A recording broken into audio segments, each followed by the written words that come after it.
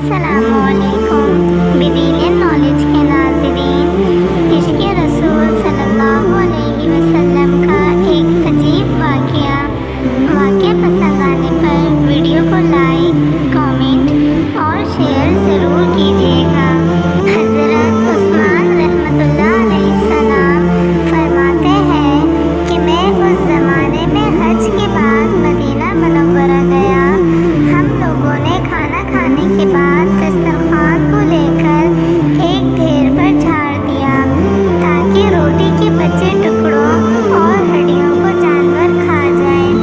تھوڑی دیر بعد جب میں اپنے کمرے سے باہر نکلا تو یہ دیکھ کر حیران رہ گیا کہ ایک خوبصورت 9 سال کا بچہ ان ٹکڑوں کو چن چن کر کھا رہا تھا۔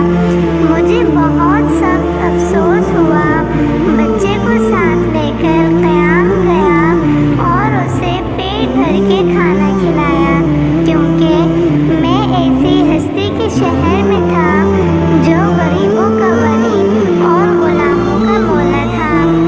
میرے اس برتاؤ کو دیکھ کر بچہ بے حد متاثر ہوا اور میں نے چلتے وقت اس سے کہا کہ بیٹے، تمہارے والد کیا کرتے ہیں؟ اس نے کہا کہ میں یتیم ہوں۔ میں نے کہا بیٹے، میرے ساتھ ہندوستان چلو گے، وہاں میں تم کو اچھے اچھے کھانے کھلاؤں گا، عمدہ عمدہ کپڑے پہناؤں گا، اپنے مدرسے میں تعلیم دوں گا۔ جب تم عالم فاضل ہو جاؤ گے تو میں خود تم کو یہاں لے کر آؤں گا اور تمہیں تمہاری والدہ کے سپرد کر دوں گا۔ تم جاؤ، اپنی والدہ سے اجازت لے کر آؤ۔ لڑکا بہت خوش ہوا اور اچھلتا کودتا اپنی والدہ کے پاس واپس گیا۔